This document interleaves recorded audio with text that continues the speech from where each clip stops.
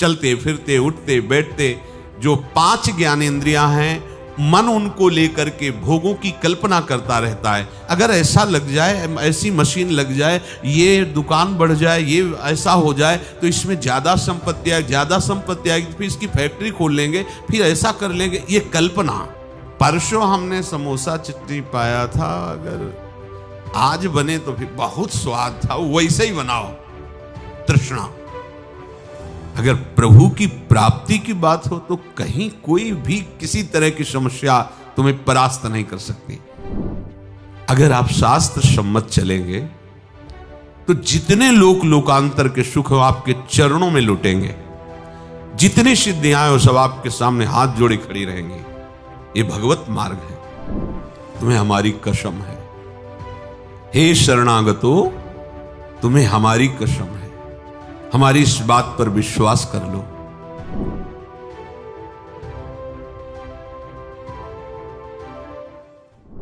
कल्पना। प्रायः सबके हृदय में विषयों की कल्पना होती रहती है।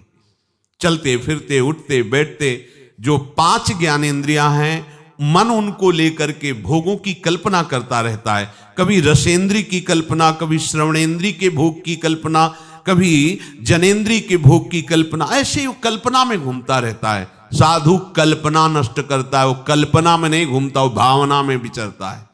साधु और संसारी पुरुष में अंतर है, संसारी पुरुष कल्पना में विचरता है। अगर ऐसा लग जाए, ऐसी मशीन लग जाए, ये दुकान बढ़ जाए, ये ऐसा हो जाए तो इसमें ज़्यादा संपत्ति आएगी, ज़्यादा संपत्ति आएगी, फिर इसकी फैक्ट्री खोल लेंगे, फिर ऐसा कर लेंगे, ये कल्पना। ऐसा मकान बन जाए, यहां ऐसा ऐसा ऐसा, वो कल्पना में विचरता रहता है। साधु भावना में विचरता है, कल्पना में नहीं। कल्पना होती है मायाकृत सृष्टि की, और भावना होती है शास्त्र सम्मानित जो सिद्धांत है उसके अनुसार आराध्य देव की। साधु भावोत्सवेन भजताम रस काम धेनुम। साधु भावना करता है, कल्पना नहीं करता। साधु कल्पना को मिटा देता है। देखो, कभी कल्पना तो नहीं होती तुम्हारे हृदय में, भावना होती कि कल्पना। यदि कल्पना तो अभी हृदय संसारिक है, मिटाओ उस कल्पना को भावना के द्वारा। भावोत्सवेन भजताम। कभी ऐसा होगा क्या, किसी लाडली लाल कृपा करके हमारे नेत्रों के सामने आएंगे और हमें पुकारेंगे और कहेंगे तू मेरा है, देख आज से मैं तुझे अपनी सेवा में रखती हूं। कभी ऐसा होगा? कभी श्री जी अपने गले की माला प्रसादी हमें देंगे, कभी श्री जी अपना पाया हुआ पान प्रसाद हमें देंगे। क्या कभी लाडली जू के गोरे चरणों को अपनी गोद में लेकर के धीरे धीरे उनमें महावर की रचना, क्या ऐसा सौभाग्य होगा? कभी ऐसा सौभाग्य होगा मैं प्रीतम को प्यारी जू से मिलाने के लिए उत्साह युक्त करके जा रही हूं सेवा सामग्री पास है, क्या कभी ऐसा होगा? वृंदावन में हम प्रेम उन्मत्त होकर, शरीर की कोई शुद्ध नहीं, लाडली लाल के प्रेम में विवश होकर, क्या कभी ऐसा होगा? यह है भावना।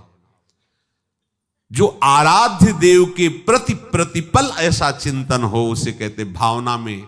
और वही भावना सिद्ध हो जाती है तो क्या सब घट जाता है, वो देखता है यही कर रहा है, वैसे ही सब प्रतिपल सेवा में मगन है।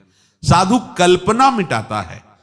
अब आपको देखना है इनमें से कि आप क्या हो, खुद अपने हृदय में देखो, तभी कहते श्रवणेंद्री को मजबूत करो। जब आप अपने हृदय को देखोगे कि ये सारे दोस्त तो हम में ही हैं, तो अभिमान नहीं रह जाएगा।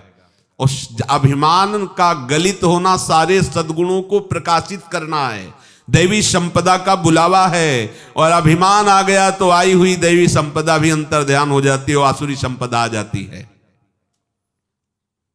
साधु एक ही चीज मिटाता है, चाह। अगर चाह बनी हुई कुछ भी प्रभु के सिवा, तो ये साधुता का कलंक है। कोई भी चाह नहीं, चाह मिटी, चिंता मिटी, मनुआ बेपरवाह। जाही न चाही कबहु कछु न चाही, ये हमारी सिद्धि है। परमार्थ के पथिक की ये सिद्धि है, न चाही। और यहां गुरु न चाही, सिद्धांत न चाही, प्रभु न चाही, पर ये चाही। कैसे? कैसे परमार्थ के पति को, चाहे कोई भी हो, शास्त्र प्रमाणित तुम्हारा हृदय होना चाहिए, नहीं तो बनाओ, आए हो परमार्थ मार्ग में। परमार्थ का पथिक चाह मिटाता है, चाह। अगर कोई भी चाह प्रभु के सिवा है, परमार्थ के पथिक को आगे नहीं बढ़ने देगी। मान लीजिए बात, तृष्णा, भोगे हुए विषय को पुनः भोगने की इच्छा का नाम तृष्णा है, वो चाहे किसी भी इंद्री का विषय हो।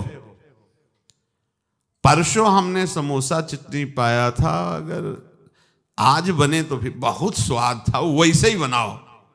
तृष्णा, सुने हुए, देखे हुए, सूंघे हुए स्पर्श सुख, रसेंद्रीय सुख, कोई भी भोगे हुए विषय को पुनः भोगने की इच्छा का नाम तृष्णा है। सुनो इसे, मनन करो, इसे उतारो। जब तुम्हारे अंदर मांग हो तो देखो, तृष्णा की मांग तो नहीं है ये। कभी भी जीवन में कभी भी जो भोगे हो उसके संस्कार हैं, अनंत जन्मों के संस्कार हैं। उन्हीं को भस्म करने के लिए तो परमार्थ के पथिक बने हो। जो दुर्वासना मम सदा परिकर्षयंती, उसी को भस्म करने के लिए तो साधना कर रहे हो, और काहे की। कभी भी ये तृप्त नहीं होती, चाहे जितना खा जाए कभी नहीं तृप्त होती। योग वासिष्ठ में बहुत इसका वर्णन है कि उपासक इस तृष्णा रूपी डाइन से बच जाए, ये कभी आघाती नहीं, भोगते रहो, भोगते रहो।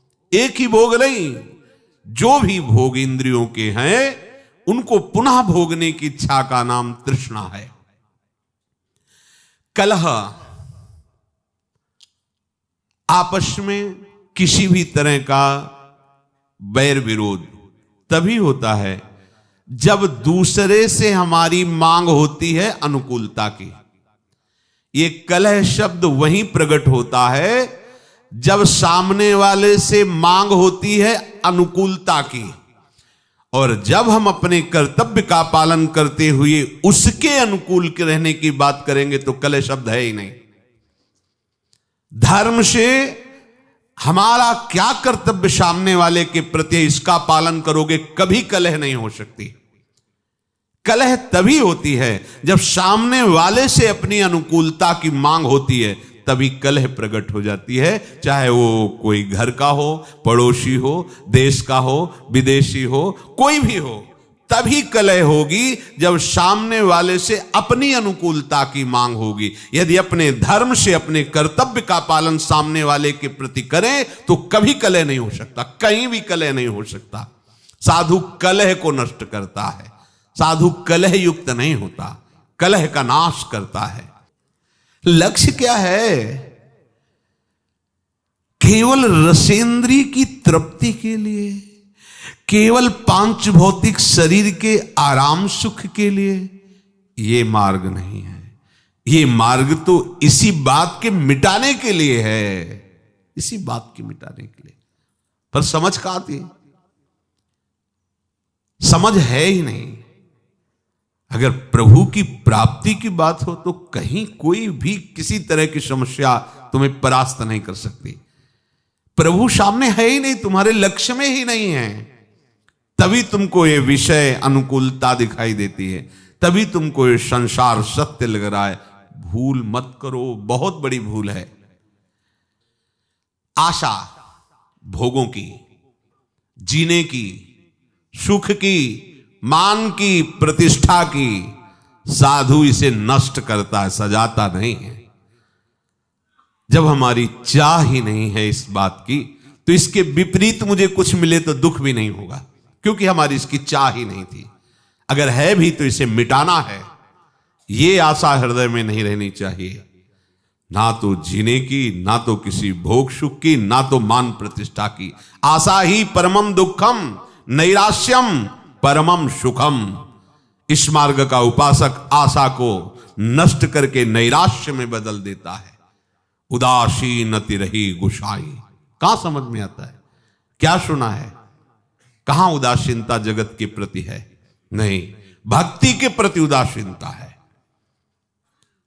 सिद्धांत के प्रति उदासीनता है, और जगत के भोग ये मित्र लगते हैं, ये प्यारे लगते हैं। आशा का नाश करो, तभी साधु बन सकते हो। जिस मार्ग में आप चल रहे हैं बार बार नहीं मिलता, और ये मार्ग ऐसा नहीं है कि आप आराम से मुस्कुराते हुए चले जाओ। नहीं, यहां बड़े बड़े चोर लगे हुए हैं, ठग लगे हुए हैं, फुसला के बहाने से आपकी सारी अध्यात्म शक्ति को लूटने के लिए वो तैयार है। थोड़ी भी अपनी मान्यता और आग्रह आपको परमार्थ में नहीं चलने देगा। मान लो ये परमार्थ खिलवाड़ नहीं है, बहुत सुंदर खिलवाड़ है।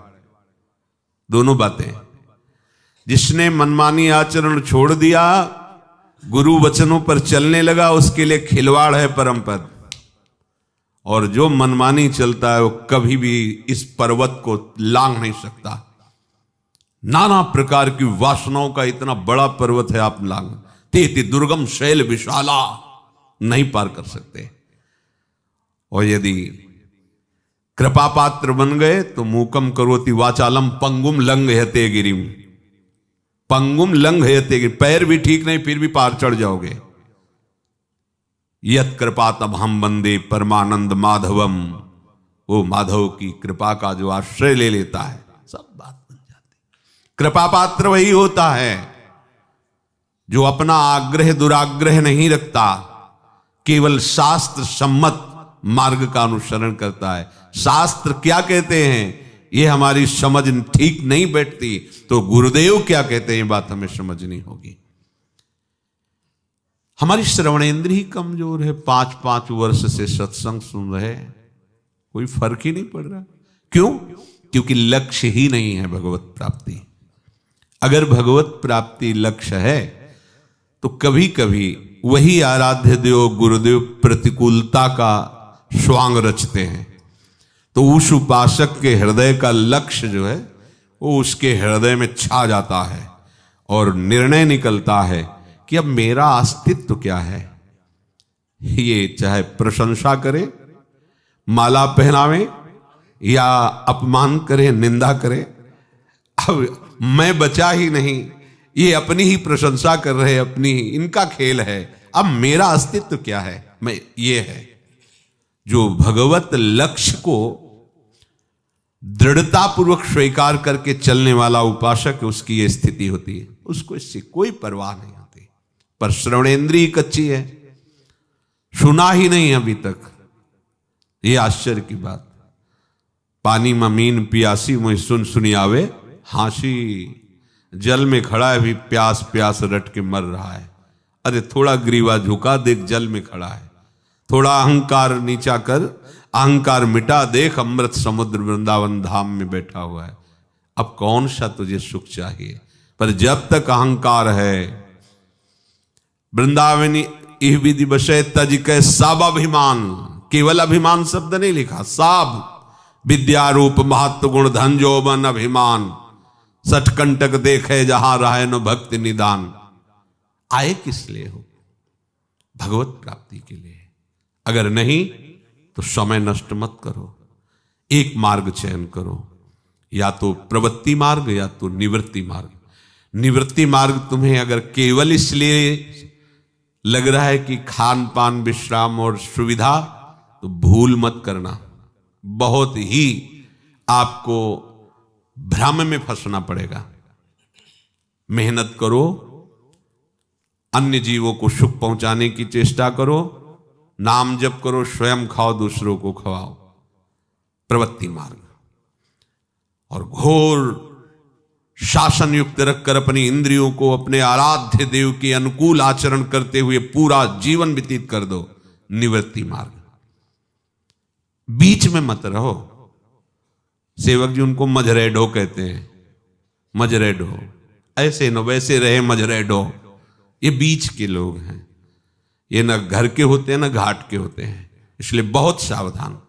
हर उपासक अपने लक्ष्य को प्रतिपल सामने रखे।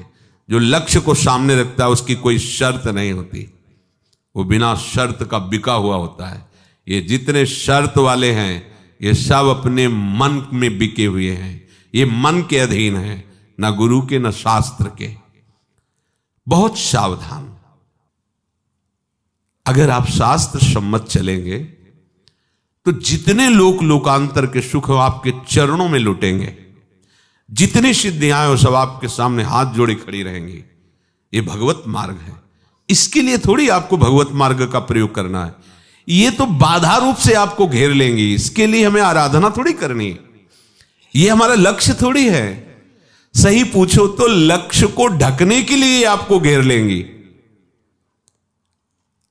और आप प्रभु के दास हैं, अनंत ऐश्वर्यशाली प्रभु आपके स्वामी हैं, तो मृत्यु लोक का ऐश्वर्य क्या चीज है? अरे ब्रह्मा का भी परमेष्ठी पद बहुत हल्का लगता है। जो हरिदास है ब्रह्मा का भी पद बहुत हल्का लगता है। इन भोगों के लिए वो आराधना का प्रयोग करे, साधु वेश का प्रयोग करे, अपने शास्त्र ज्ञान का प्रयोग करे। ये तो बहुत ही बड़ा ज्ञान है, मान रहा है अपने को ज्ञानी। इसलिए सावधान। यही परलोक सकल सुख पावत, मेरी सो भैया कृष्ण गुण संचो। आचार्य चरण को शपथ देने की क्या जरूरत थी? विचार करके देखिए। तुम्हें हमारी कसम है, हे शरणागतो, तुम्हें हमारी कसम है, हमारी इस बात पर विश्वास कर लो। क्योंकि जानते हैं पाए जान जगत में सब जन कपटी कुटिल कलयुगी टंचु। ये सब कलयुगी जीव कलयुग के द्वारा मलिन किए हृदय वाले, कपट छल वाले हैं, संशय वाले हैं। इसलिए कह रहे मेरी सो, तुम्हें मेरी शपथ है, यदि तुम कृष्ण के गुणों का गायन करोगे, उनका चिंतन करोगे, मनन करोगे, तो तुम्हें इस लोक में भी और परलोक में सदा सुख ही सुख मिलेगा। तो हमें सुख लक्ष्य करके प्रभु का भजन नहीं करना। लक्ष्य भजन है, ये अपने आप आपको पीछे पीछे डोलते नजर आएंगे। सावधान। ये श्रवण मनन में बैठा लो। आपकी श्रवणेंद्री बलवान होनी चाहिए। श्रवण से ही शरणागति होती है और श्रवण से ही शरणागति की पूर्ति भी होती है। यही प्रारंभ है और यही विश्राम है। आपका श्रवण ही कमजोर है, तभी आपका परमार्थ संबंधी स्वेच्छाचार नष्ट नहीं होता। यदि श्रोत्रिय आप बन जाएं तो ब्रह्मनिष्ठ होने का मार्ग मिल जाएगा, पर श्रोत्रिय ही नहीं हो पाते। तुम्हारे श्रवण कमजोर हैं। यदि श्रवण ऐसे हो जाए जिनके श्रवण समुद्र समाना, कथा तुम्हारी सुभग सरिनाना, और भरे ही निरंतर पर हो ही न पूरे। रात दिन भगवत नाम, भगवत चर्चा, भगवत चरित्र, भगवत सिद्धांत सुन रहे हैं, पर श्रवणेंद्री कभी ये कि अब हो गया बस अब क्या सुनना, ऐसा नहीं। समुद्र में जैसे कई नाम रूप वाली नदियां मिलती हैं जाकर, पर समुद्र अपनी मर्यादा में रहता है, कभी उफान नहीं करता। ऐसे प्रेमी की श्रवणेंद्री समुद्र है और ये भगवत चर्चा कई तरह की नदियां हैं। कभी प्रभु की रूप माधुरी की चर्चा, कभी गुण माधुरी की, कभी लीला माधुरी की, कभी ऐश्वर्य की, कभी महामहिम प्रताप की चर्चा, कभी सिद्धांत की चर्चा। ये विविध प्रकार की नदियां श्रवणेंद्री रूपी समुद्र में जाती हैं, पर उपासक को ऐसा नहीं होता कि ये बात तो बहुत बार सुन लिया, अब क्या। वो उपासक ही नहीं है।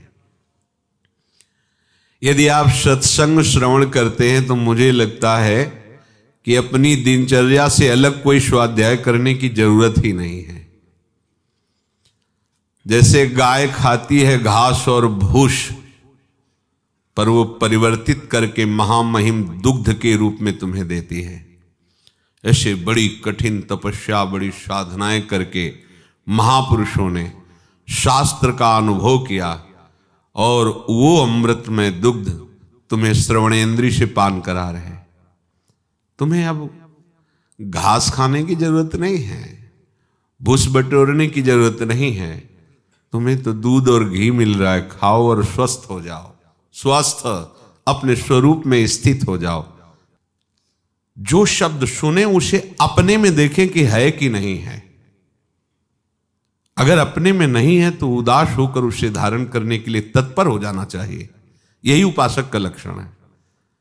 अगर मनमानी आचरण, तो हमें लगता है कि उसका लक्ष्य ही नहीं बना भगवत प्राप्ति। नहीं, ऐसा कैसे हो सकता है?